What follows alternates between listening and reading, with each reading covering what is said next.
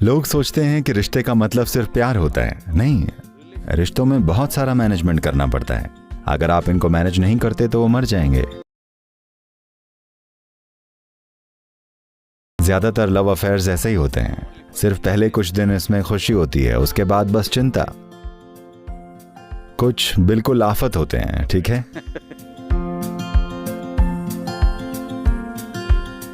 मैं आपको एक चाबी देना चाहता हूं जिससे आप बिना किसी की मदद के अपनी भावनाओं को मीठा बना सकते हैं। क्या आप इंटरेस्टेड हैं?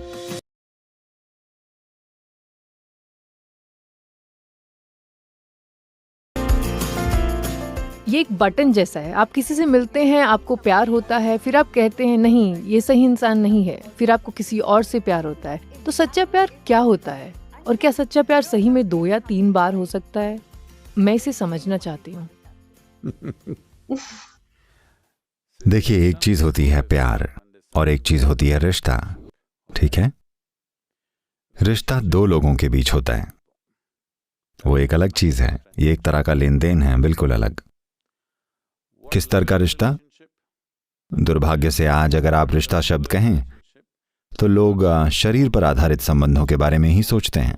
नहीं, अगर आपका एक भाई या बहन है, आपका उनके साथ भी रिश्ता है, लेकिन इसका मतलब यह नहीं कि यह शरीर पर आधारित है। आपके माता पिता हैं, आपका उनके साथ संबंध है। आपके दोस्त हैं, आपका उनके साथ भी रिश्ता है।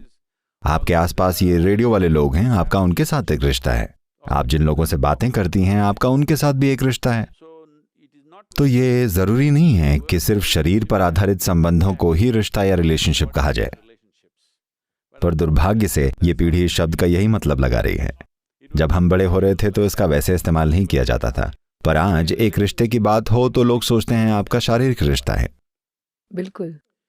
तो रिश्ता एक अलग मामला है, क्योंकि इसमें 2 या 3 या 10 लोग शामिल होते हैं। फिलहाल यहां आप सभी में एक तरह का रिश्ता है। ये एक किसी रिश्ते से जुड़े हुए लोगों का एक ग्रुप है। परिवार भी आपस में संबंध रखने वाले लोगों का एक समूह है। तो ये एक लेन देन का मामला है। लेन देन अच्छे से चल सकते हैं, बिगड़ भी सकते हैं, है ना। Any transaction, however well cultivated it is, कैसा भी लेन देन हो, चाहे वो कितनी भी सभ्यता से बनाया गया हो, कभी कभी वो बिगड़ जाता है, कभी कभी ये बहुत बढ़िया चलता है, क्योंकि लेन देन में 2 अलग अलग लोग या 10 अलग अलग लोग शामिल होते हैं। अगर लेन देन केवल 2 ही लोगों के बीच हो तो भी बाकी की दुनिया किसी न किसी तरह से उस लेन देन में हिस्सा लेती ही है। कई बार इंसानी रिश्ते 2 लोगों की वजह से नहीं, कहीं और मौजूद किसी तीसरे चौथे इंसान की वजह से टूट जाते हैं, who will do जो उसके साथ कुछ कर देता है, ठीक है। तो ये चीजें होती हैं। पर अब प्यार की बात है। आइए प्यार को रिश्ते से अलग कर दें। प्यार वो है जो आपके भीतर होता है। रिश्ता एक ऐसी चीज है जो आप दुनिया में करते हैं। आप दुनिया में जो भी करते हैं उस पर हमेशा कई ताकतें असर डालती हैं। दुनिया में हम जो भी लेन देन करते हैं वो कई सच्चाइयों पर निर्भर करते हैं।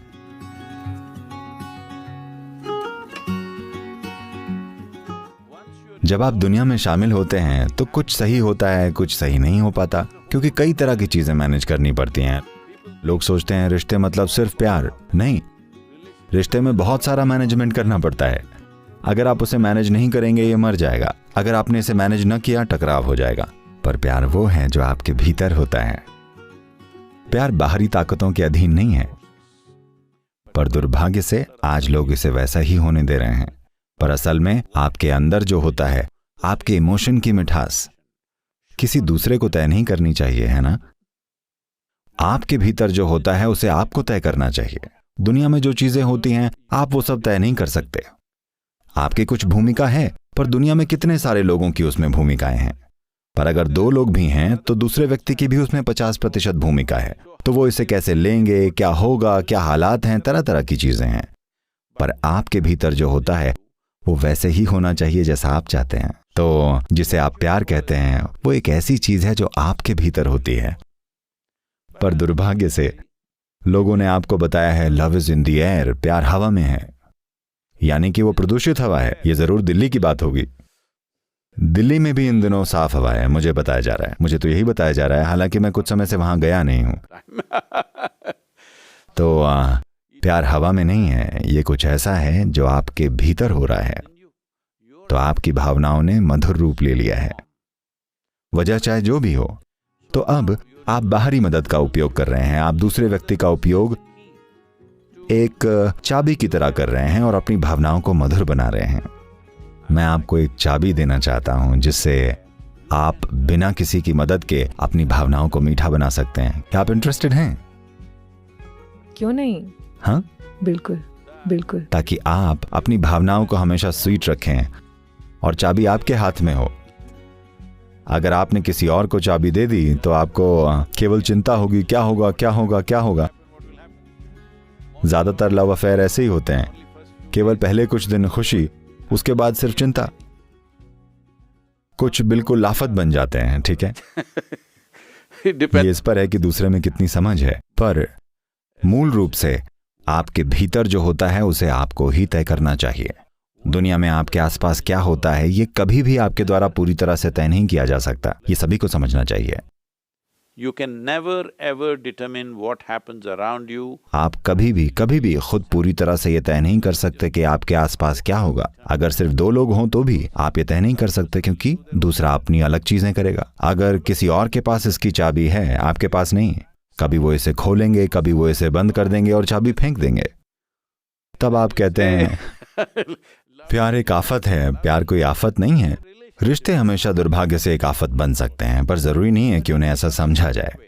बस इतना है कि कभी कभी इंसानी रिश्ते कारगर नहीं होते। जरूरी नहीं है कि एक आदमी और औरत के बीच का रिश्ता, भाइयों के बीच का रिश्ता कारगर नहीं होता, बहनों के बीच का रिश्ता कारगर नहीं होता, माता पिता और बच्चों के बीच का रिश्ता कारगर नहीं होता, दोस्तों के बीच के रिश्ते कारगर नहीं होते। क्या ये सच नहीं है? कितनी तरीकों से काम नहीं करता। पर अब जब आपके मन में ये बेसिर पैर का विचार है कि किसी और को आपके अंदर मीठी भावनाएं पैदा करनी चाहिए, तब आप पक्का उस इंसान को सजा देंगे। पक्का वो इंसान कल सुबह गायब हो जाएगा। तो आपको ये समझना चाहिए कि प्यार पर आपका अधिकार है। आपको प्यार से भरा होना चाहिए। क्या फर्क पड़ता है, कोई हो कोई ना हो, क्या फर्क पड़ता है? आपकी भावनाओं का मधुर होना उसके खेलने के लिए बहुत जरूरी है जो खुद आप हैं। अगर आप अपनी बुद्धि को बढ़ाना चाहते हैं, अगर आप अपनी काबिलियत को बढ़ाना चाहते हैं, अगर आप दुनिया में सबसे असरदार तरीके से काम करना चाहते हैं, तो आपकी भावनाएं हमेशा मधुर होनी चाहिए।